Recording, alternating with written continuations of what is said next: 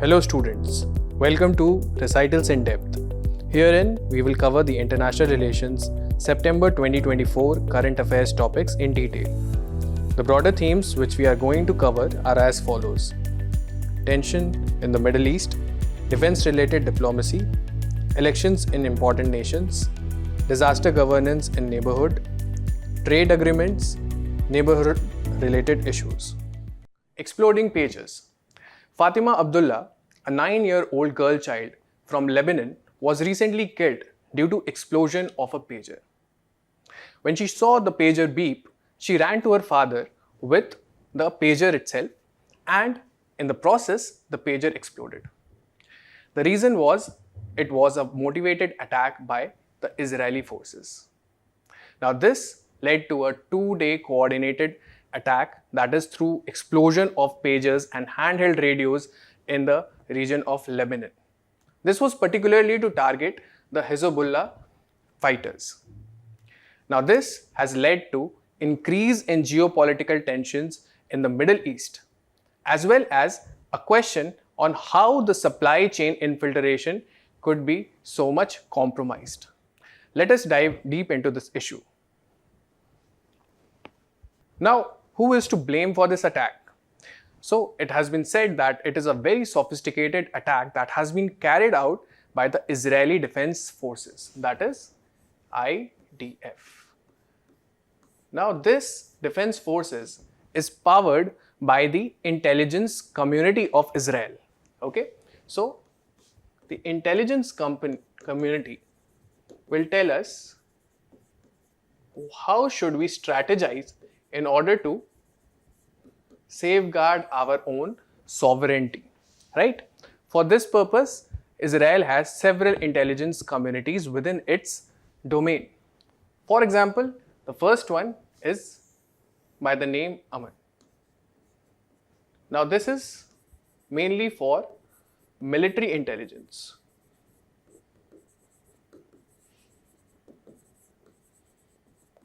Right?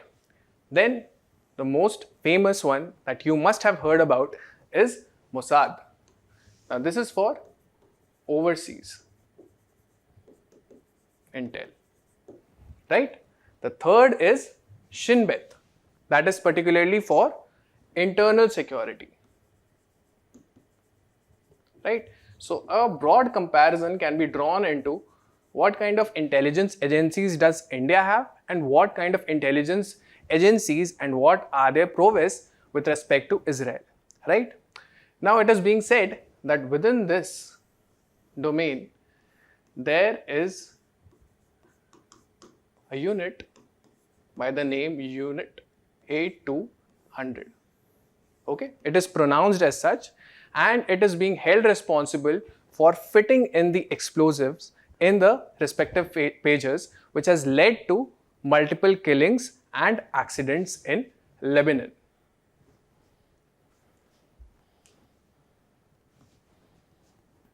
Now to understand this issue even further, let us read about Hezbollah. What is this organization about? So firstly, it is a designated terrorist organization. Okay. So what were the situations that led to its formation? So it was because the Palestinian refugees had moved to the southern part of Lebanon, and this had resulted into a Lebanese civil war. This had created tension-like situations in that place. Therefore, Hezbollah as an organization came up and decided that it will try and limit Israel's influence as well as the influence of the Western powers within this region, right? However, this was not something that was sanctioned by the state, which means that it is a non-state actor. Okay? Now, being a non-state actor, it means that it will derive some kind of support from an external source, right? So, the external source in the form of whether it is funding or whether it is military training, it was from Iran. So basically it was an Iran-backed militant organization that was operating in the southern part of Lebanon. Now, because it was operating for a long period of time, therefore, it also has its representatives in the parliament, right? That is, it has some seats in which its representatives are also going forward and making the decisions for the organization, right? Okay, now what was the purpose of existence? The purpose of existence, if we have broadly, then it would be one, to counter Israeli forces and have a region for Palestine. The second is that they also want that the Western influence within this region should also move back, right? Western powers. That they should not be treated like a proxy ground for the Western powers to play their games in, right? Now, why the use of pages? First, let us deal with the why part of it, and then how was it done, and then from where. Okay, these are very important questions because this will reveal how the attack was made possible. Okay, so first of the case is why. Why the use of pages? First of all, the Hezbollah members were in knowledge of the fact that Israeli defense forces were tracking their movements, and therefore they had particular knowledge about the location of Hezbollah leaders. This made their spot particularly vulnerable. So they wanted to switch towards a low technology communication device, right? Which means that it should be something that should not be trackable by the Israeli defense forces, right? So that was the reason that they wanted to switch to pages. Now for this they had to procure it, right? So from where will they procure it? Because it is not like they are a country or they are a company which will equally trade from everywhere, right? There would be very limited suppliers because they are a designated terrorist organization. This means that suppliers are limited, and also it has to be routed through multiple channels to avoid any kind of catching up in the radar of any security agency, right? So where did they get it from? From a company called Gold Apollo, that is in Taiwan. Now, Israeli defense forces had knowledge of this kind of a procurement being taken place. They had the knowledge that 5,000 such devices are being ordered and it is going to be routed to the Hezbollah members, particularly for their usage, right? And in this supply chain of making these devices of pages, Israel went forward and planted explosives. It was near the battery of the pager, right? There was 3-gram explosive that was near the battery of the pager, and this hardware infiltration was done through the supply chain by the Israeli defense forces. It is being said that it has been carried out like that. Okay, of course the investigations will reveal a lot more. So now these explosives are going to be remotely handled by the Israeli forces, and whenever they find that such kind of a location where a leader of Hezbollah, particularly an important one, is there, then they will go ahead and detonate it, right? So this tells us why the use of pages was required. Now just for our understanding, what are pages? So here we can see they are small wireless communication devices, and they are particularly, because of their size, they are portable. Okay, the technology particularly they use is based on radio waves. That is, they will not carry the cellular network. That means that it is not easy to locate these pages, right? The second thing is messaging. So how does it take place? So there is a central base station from which the messages are transmitted to the pages. Usually it is one-way communication. That means the central station will give a message, then it will reach all the pages, page number 1, 2 and so on. All the pages will receive the same message, and the message will be in the form of numeric or alphanumeric message.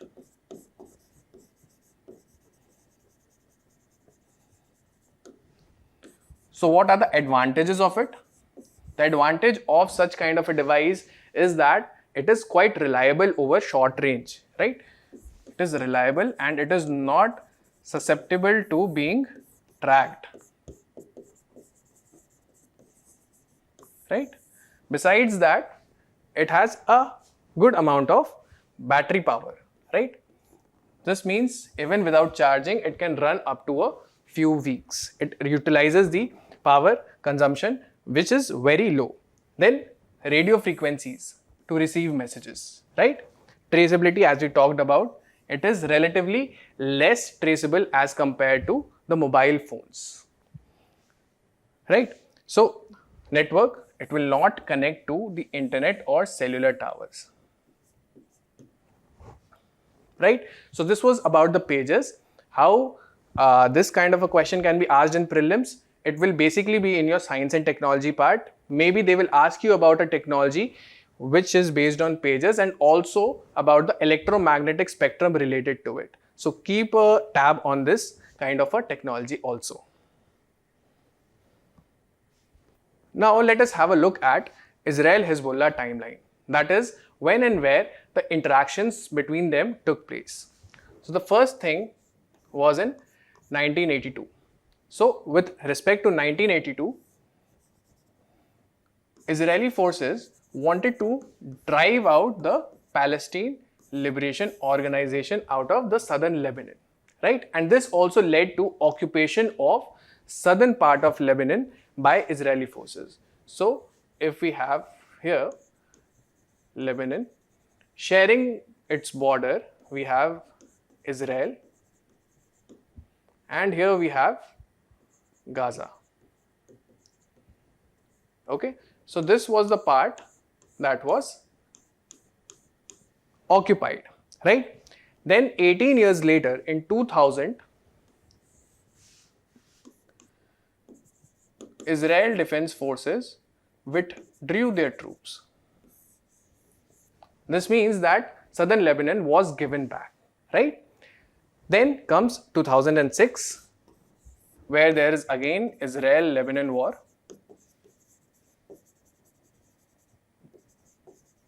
And after a long time in 2023, and that is particularly on the date of October 8, Hezbollah members had attacked Israel from the northern side, right? If you remember from the May recitals, I had mentioned a date, October 7, 2023. This was the date when Hamas had attacked Israel, right? So Israel was facing an attack from both these sides. From the northern part of Israel was also under attack, and from this part was also under attack, right? So there has been in 2023 resurgence of such kind of conflicts between Lebanon and Israel. Also, there has been constant border disputes, mainly pertaining to displacement of the population living in this zone, right? So thousands of people have been displaced because of all these events.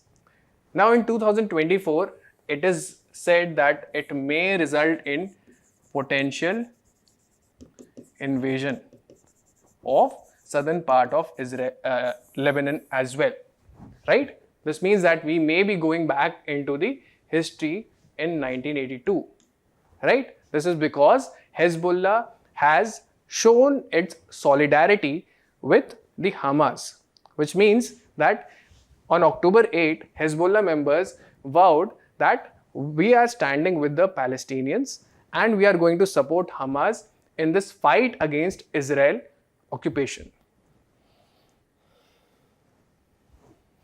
Now, to further understand why these militant organizations support each other, we must learn about axis of resistance, right? These are basically a set of militant organizations that are backed by Iran. These have the motive of pushing back the Western influence and also countering the Israeli influence within this region, right? So these are a set of 3 militant organizations. There are more militant organizations that are backed by Iran, which means they are providing for funding, they are providing for military training and other kinds of defense related purposes, right? So Hezbollah, this operates in southern Lebanon,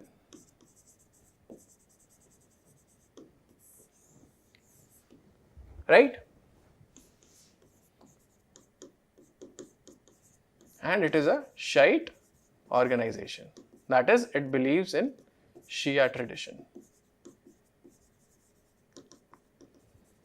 Similarly, Hamas is also a part of axis of resistance meaning backed by Iran, right? Hamas are operating in Gaza Strip and they have occupied it since 2007, right?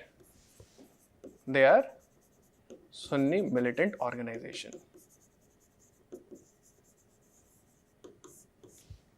What about Houthis?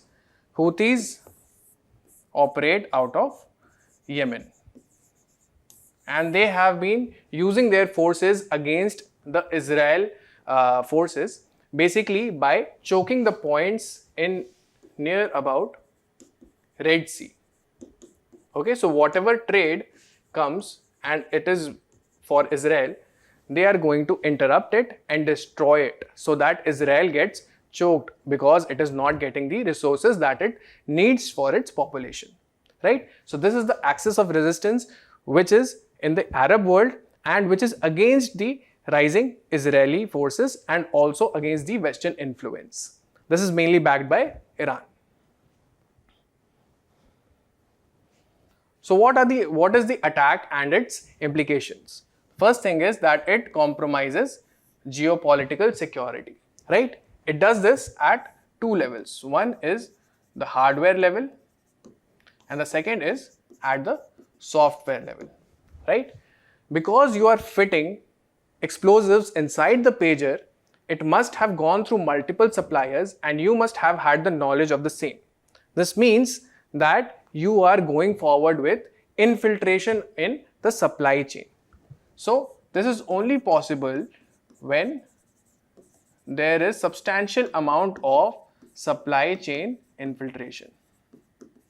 And the second thing is when you detonate, you are doing it because you are operating the trigger remotely. It means that you are going to use some kind of cyber aspect in detonating these explosives whenever you find them at the desired location, that is whenever it is with the one of the prominent members of Hezbollah organization, right? So it is compromising geopolitical security because it compromises it at these 2 aspects.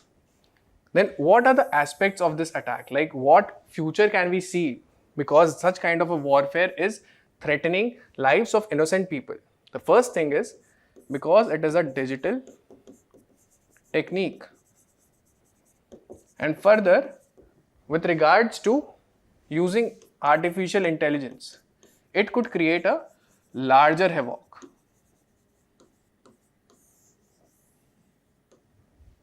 Right?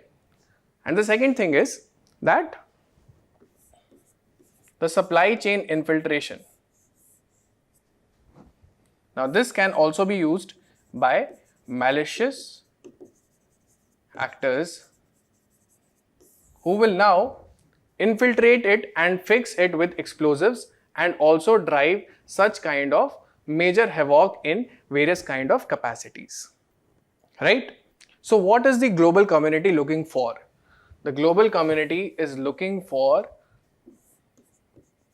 a motivation derived from this kind of an event so that cyber attacks are prevented, right? Such kind of cyber attacks are prevented in the future, and for that we have the draft UN Convention on Cybercrime. It has not yet been signed, however, it is in the pipeline. That is, we want to sign it as soon as possible so that this kind of a warfare is not inflicted on any nation and its people. Now, what is the impact at a global stage? First thing is, there is regional instability. Regional instability in the area of Middle East. Okay. The second thing is that there would be impact on world economy, particularly because such kind of a prolonged conflict has the effect of having a slump in the economic growth due to excessive demand and shortage of supplies in this kind of times. Okay. The third thing is, and it can be said to be positive, that attacking on Hezbollah will stop such nefarious activities, criminal activities like trafficking, drug related crimes, and so on.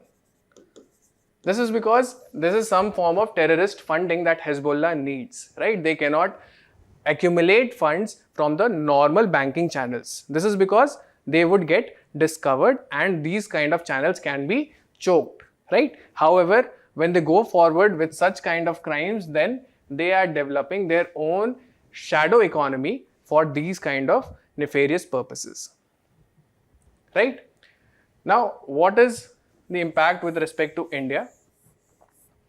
Now, India will face an issue with respect to oil prices because the tensions in the Middle East, that is particularly where the oil is being taken for India. It means that such kind of fluctuations will increase in the future. Okay, and this would be particularly detrimental for our current account deficit, right? The second thing is that we have the axis of resistance at particularly the choke points, right? Choke points like the Red Sea.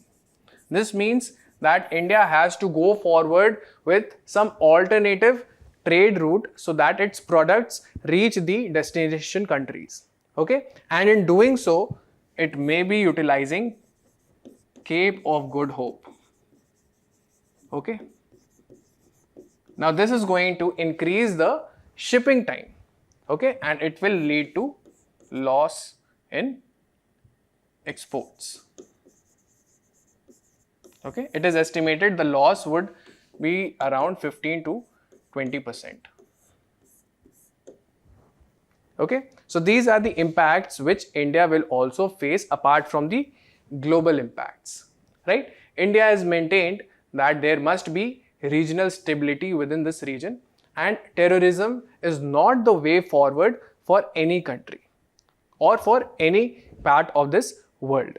Therefore, it wants the ceasefire to exist between two of these organizations and also have the escalations of tension in this region to be subsided as soon as possible.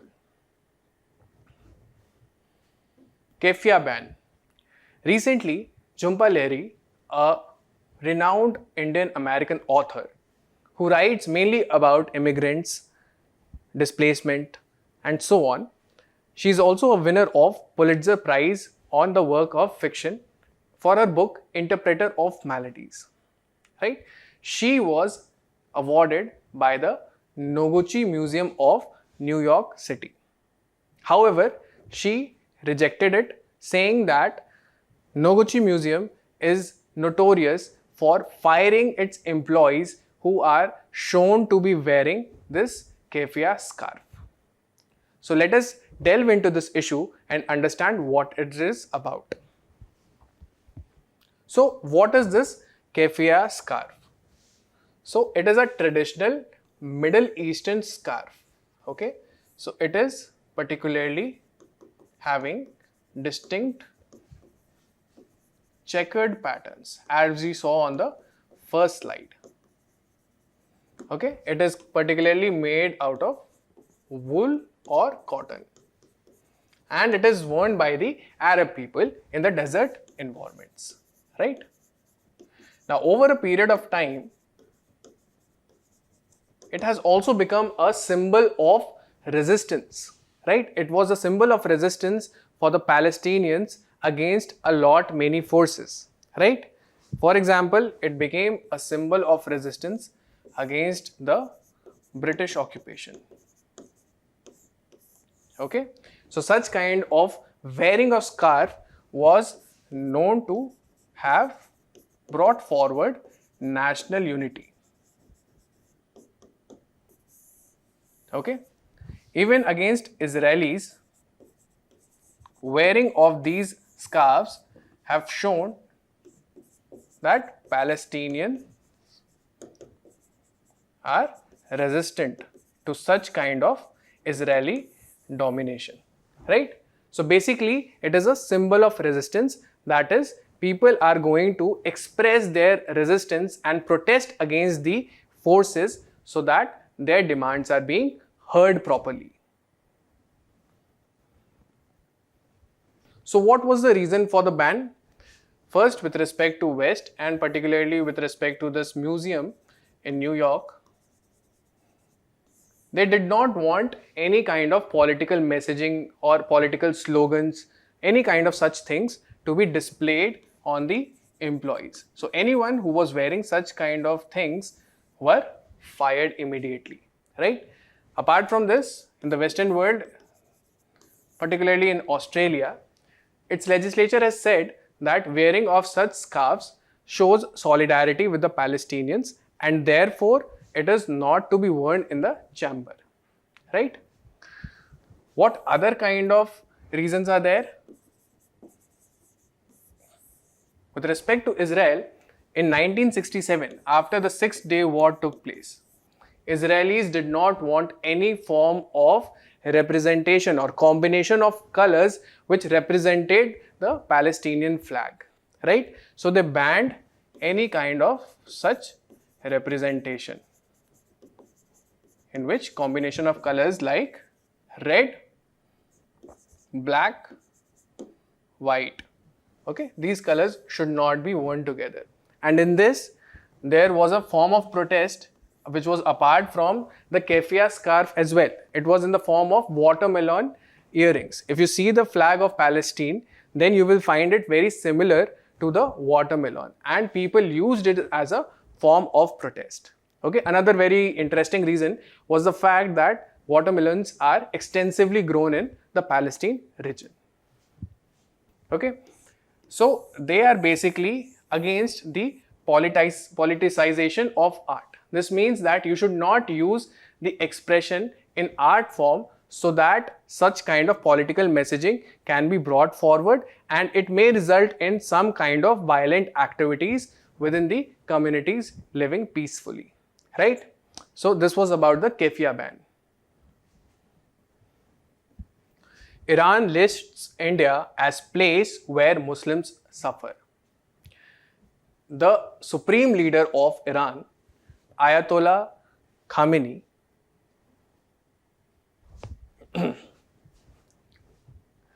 Iran lists India as place where Muslims suffer. Recently, the supreme leader of Iran, Ayatollah Ali Khamenei, has said that India has become a place where Muslims suffer a lot, and therefore the government should take care of its Muslim citizens. However, India, that is from the Ministry of External Affairs, has responded by saying that this statement is misinformed and it is unacceptable. And it has also said that Iran first should look at its own records before going forward and commenting on others. let us have a look at this issue.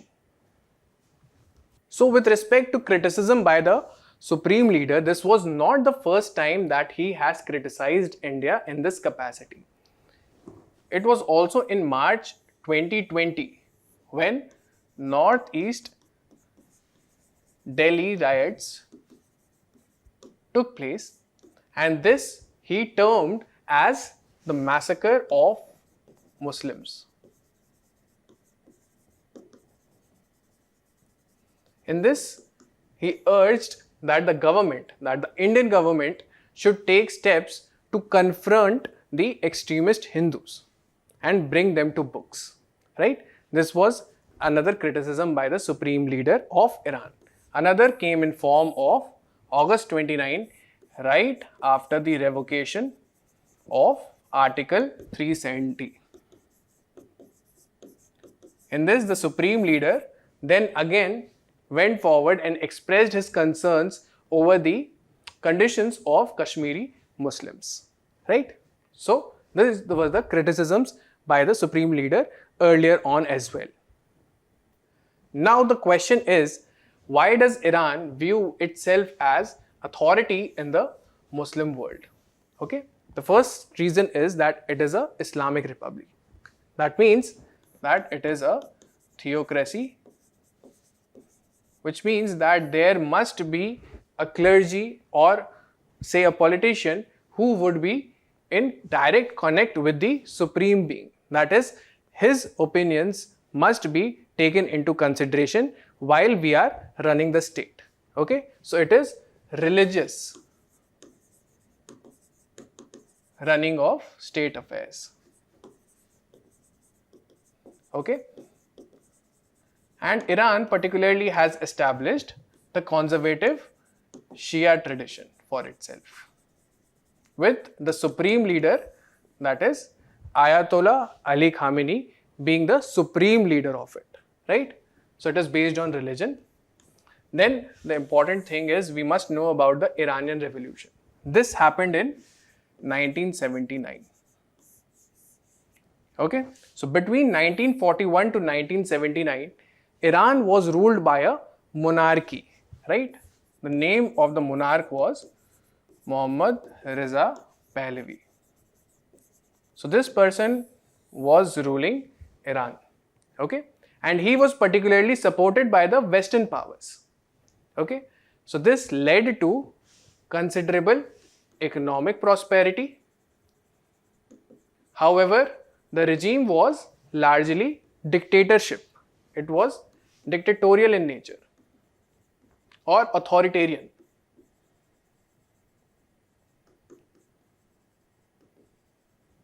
Apart from this, the monarch also brought forward some kind of modernization programs. Modernization programs so that there was some kind of social upliftment in the society also.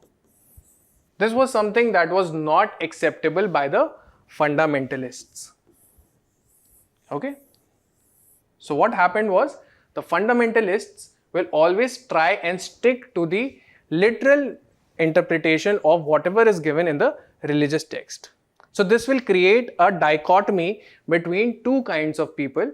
One who will be sticking to the literal meaning, they would be the fundamentalist, and ones who would be deviating from it, they would be going for a liberal interpretation, right? So the modernization part was something that did not sit well with the fundamentalists, and the trigger came in the form of 1977 economic collapse. This economic collapse had led to rising poverty, rising inflation, high amount of unemployment, and so on. So this resulted into the collapse of monarchy as well. And people started thinking, okay, let us now move towards theocracy, right? So there was a national referendum, and the polity now moved from being pro-Western authoritarian regime, it now went forward to being a anti-Western totalitarian regime.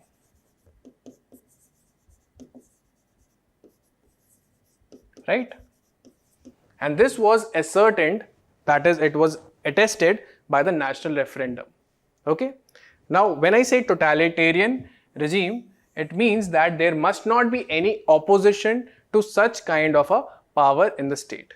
This means that there must be complete elimination of opposition parties or opposition as well. Right? So, this was also supported by Iranian Revolutionary Guard Corps. The work of this was mainly to protect the integrity of the religion of Islam. Now let us see what is India-Iran ideological relations. That is, where do they find a common ground and where do they differ? The first is with respect to consolidating a position of leadership, right? Now, in the Arab world, there is Iran and there is Saudi Arabia. Okay? Iran is close to 90-95% composed of Shia population, while same is true for Saudi Arabia, but with Sunni population being in majority, that is 90-95%. Right? Now, Iran is in complete opposition of Saudi Arabia, and therefore it wants to voice the concern of the Muslim world and project itself as the leadership of this Islamic world as well. Right? So it from time to time keeps voicing concerns. Okay? So, for example, one was Pakistan claims over the disputed region between India and Pakistan. It had supported Pakistan in that. Right? The second was with respect to Kashmiri Muslims. It had voiced a comment for that as well. There is some parts where India and Iran's ideological relations also overlap. That is when it goes against Taliban. Both India and Iran are against Taliban, right? And there they collaborate, for example, through something called the Chabahar port, right? Which provides India access to Afghanistan and various Central Asian countries as well, right? So this tells us how the ideological relations between India and Iran are and how Iran will go on to project its image as a leader of the Muslim world.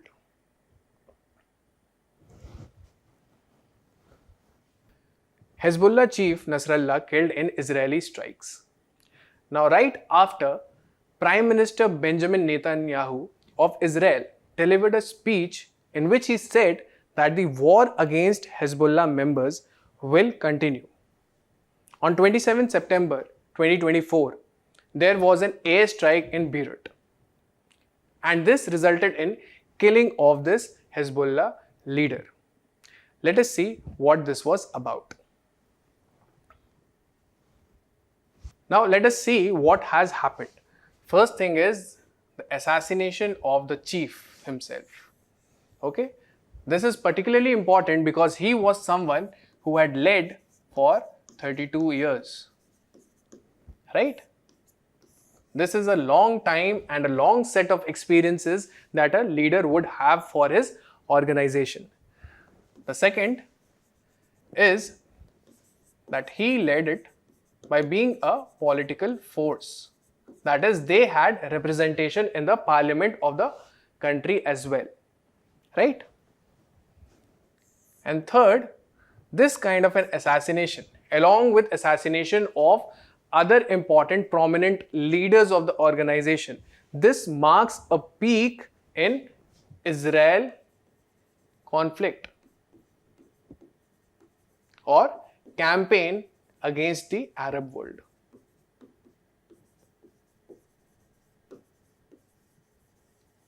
Right?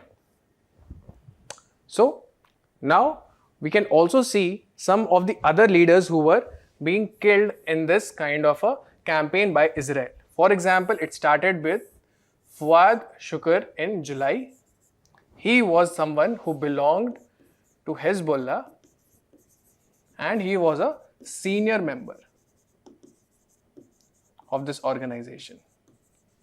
Similarly, Ismail Haniyeh, he was Hamas leader.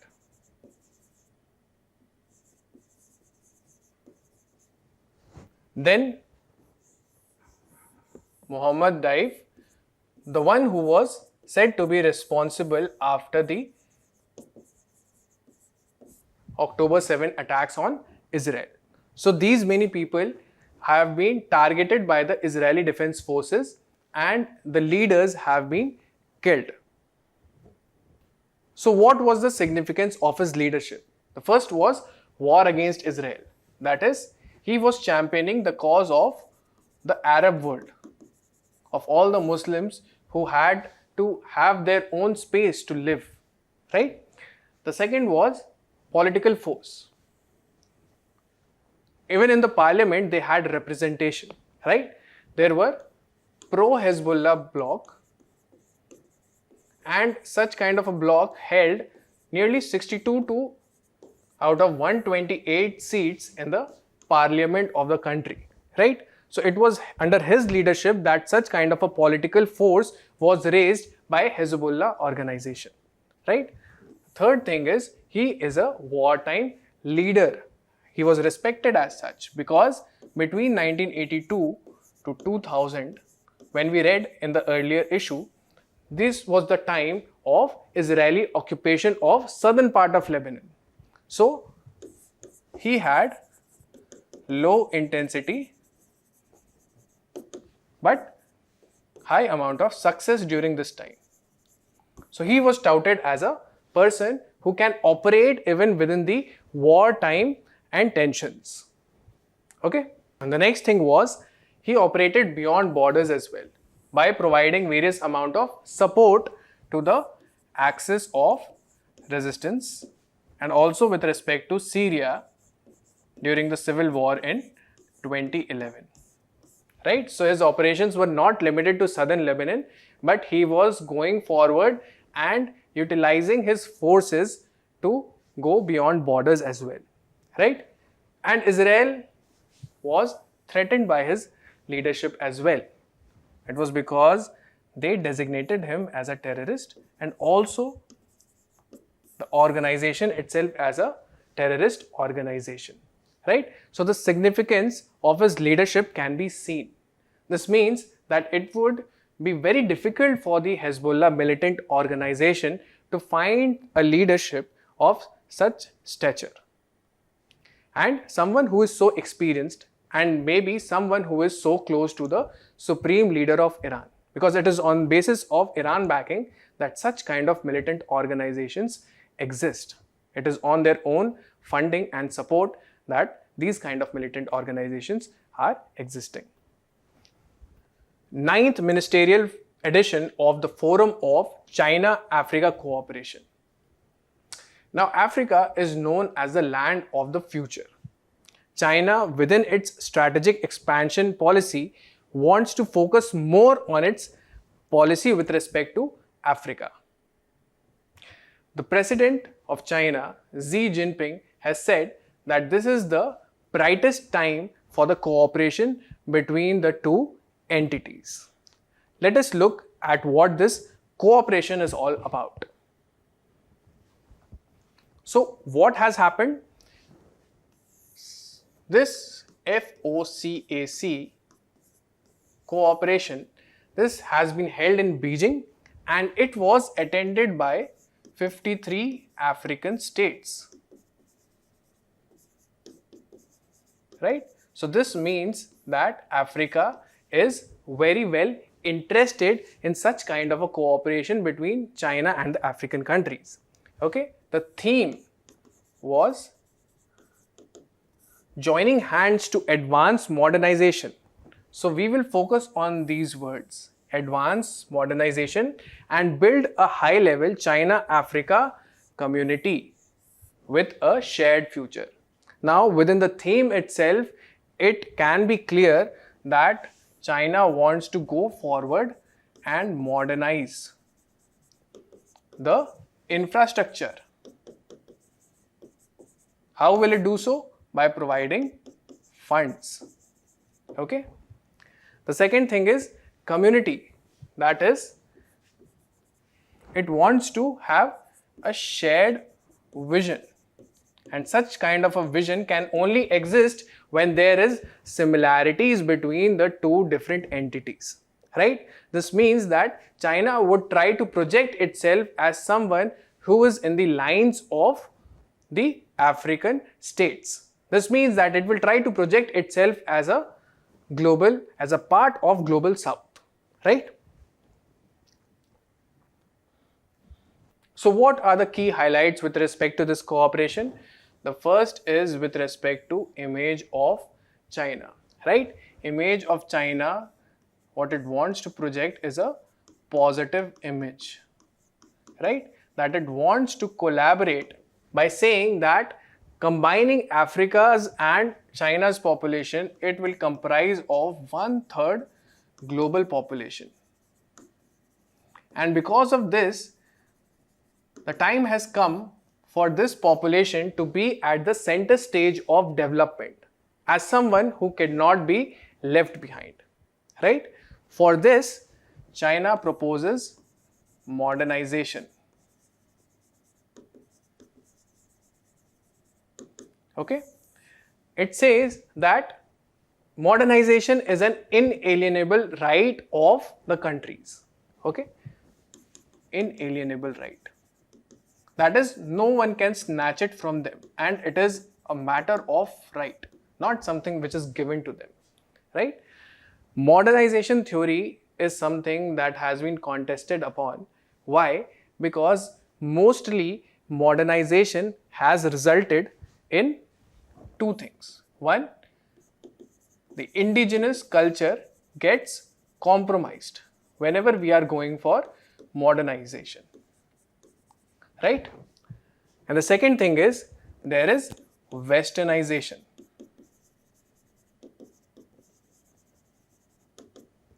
There is Western concept of economic growth, right? Something that only focuses on such kind of conditions, and socio-economic backgrounds are something that are not paid heed to.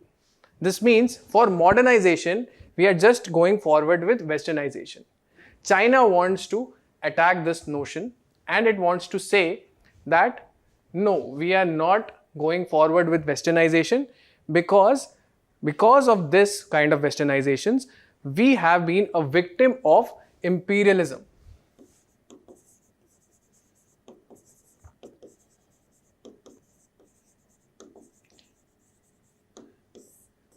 And whenever such kind of a developmental aid, suppose in any form of credit lines, is being handed over by developed countries or the Western developed countries to a developing country, okay?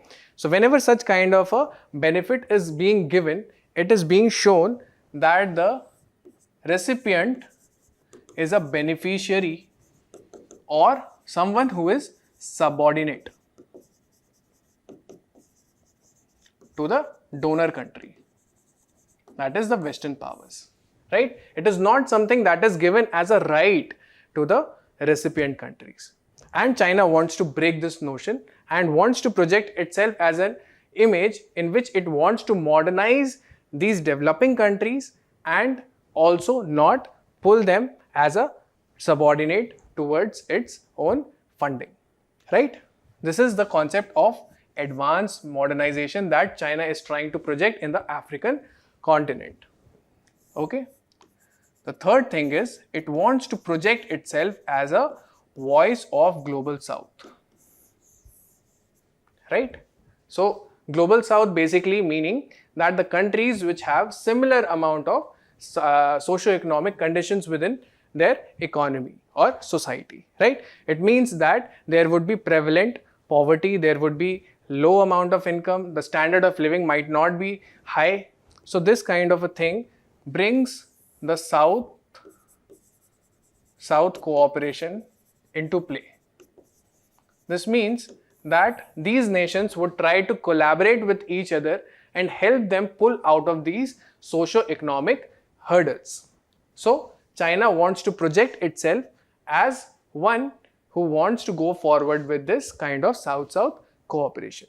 So this was about the image of China that it wants to project in the African continent. So within this highlight, there was some amount of financial support that was provided, right? So China has offered 360 billion yuan, right? Yuan and not dollars, for 3 years as funds for developing the nations in Africa, right? Mind you, this currency is in yuan, which means that China wants to go forward and internationalize yuan. It wants to reduce its dependency on dollars. Why? Because the dependency on dollars, because of its high exports, have led to accumulation of a huge amount of foreign reserves, foreign exchange reserves in the form of dollars, right? Now it wants to go forward and promote its own currency in the form of yuan, right? So this is the financial support that they are giving. The second is, Chinese companies have said that they will go forward and provide $10 billion worth of investments within this African continent, and also go forward with 1 million jobs to improve the socio-economic background of the people in these states, right? So this is the kind of financial support that China is giving out to African continent. Next, with respect to military assistance and training, China has said that it will provide military grants to the order of $141 billion to the African continent and train 6,000 military personnel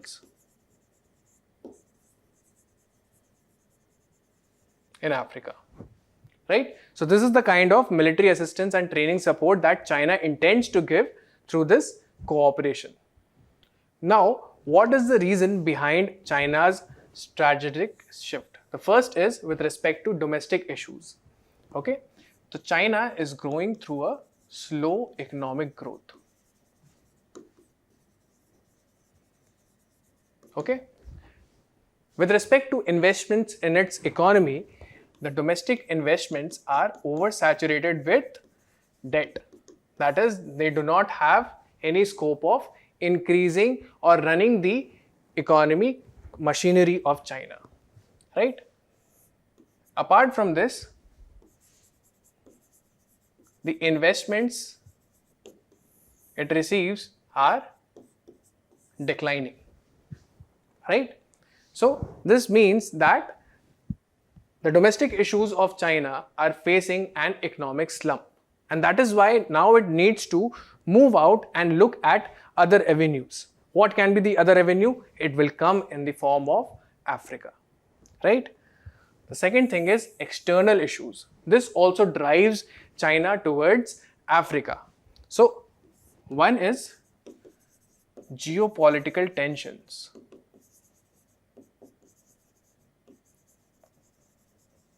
Right? Because China is a rival to many superpowers, and therefore there are particularly geopolitical tensions that it is continuously facing. The second aspect is there has been high trade tariffs by developed nations.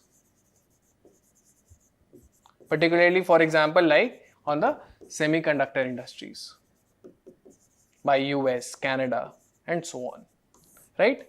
So this means that to have a friend when you need it in the form of Africa is going to relieve some amount of its geopolitical tensions. The second is with respect to high trade tariffs, it wants to move towards those countries like Africa, where the trade tariff is not so low and the market is not so much as exploited, right?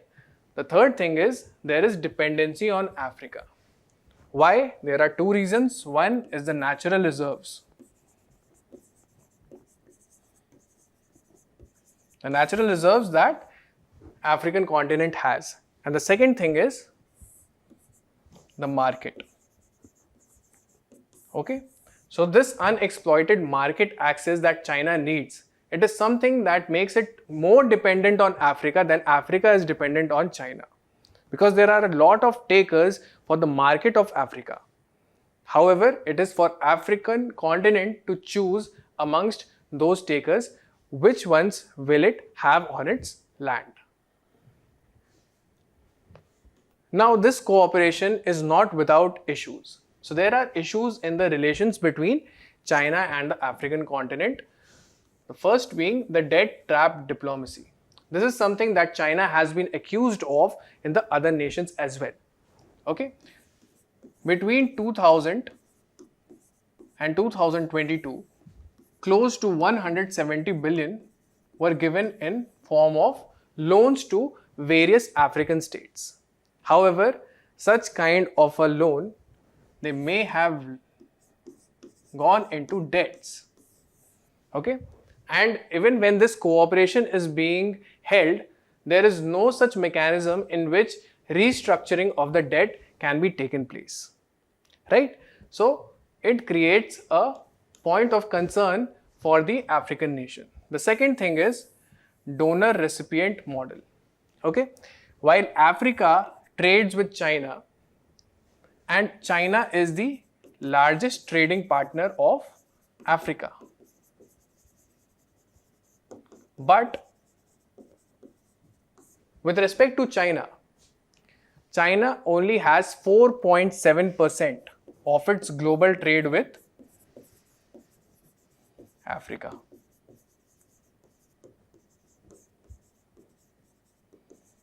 What does this point at? It points at a donor recipient model. It means that the promise of modernization, where the donor country will not feel one up, it will not feel superior, it will not treat the beneficiary, it will say that it is a right of the recipient country.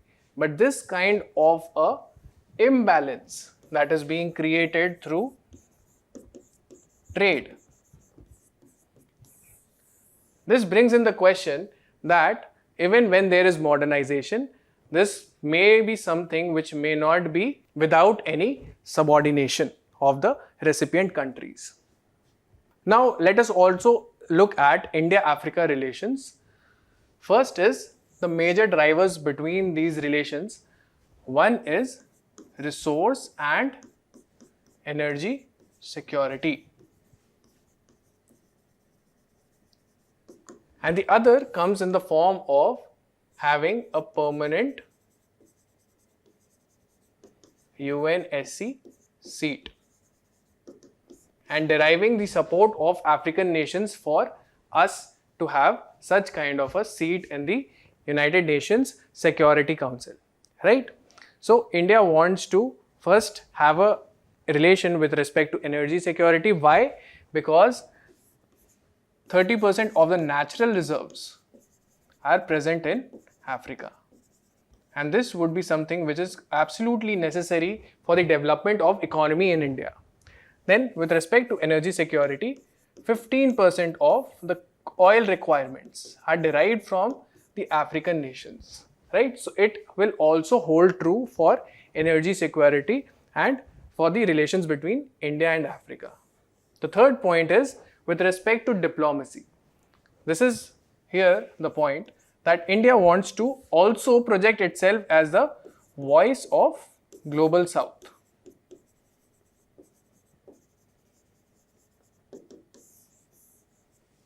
Right?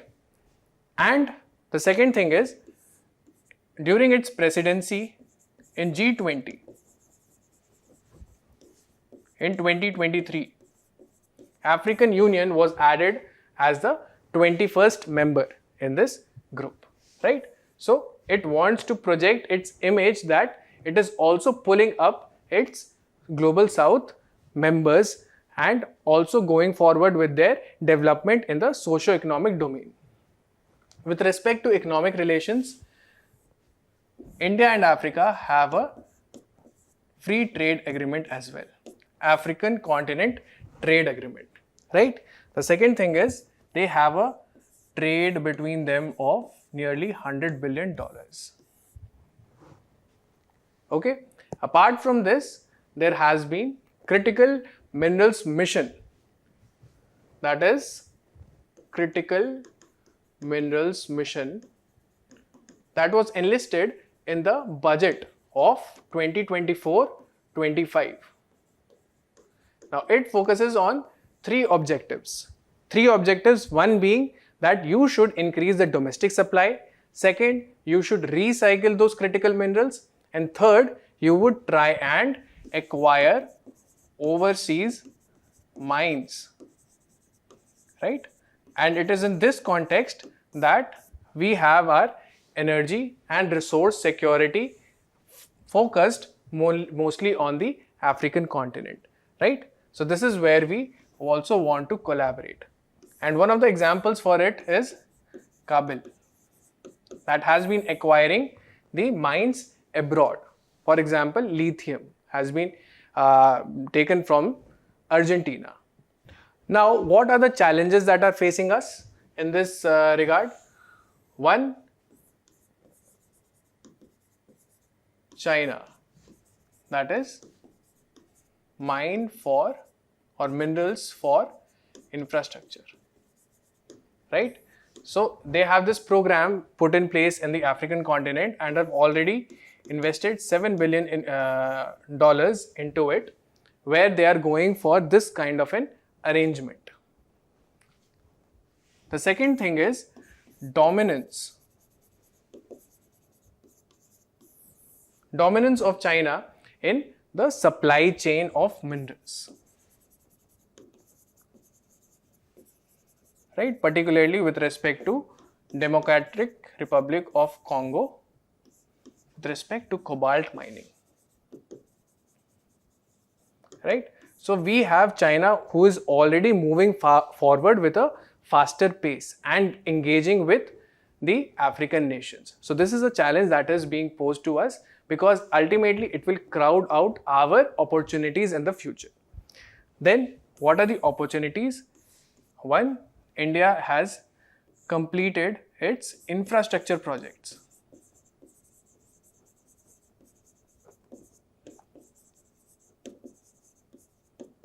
That was promised on the continent. It means that these infrastructure projects can be shown as a capability of signing the future types of infrastructure projects as well, right? Apart from that, there is responsible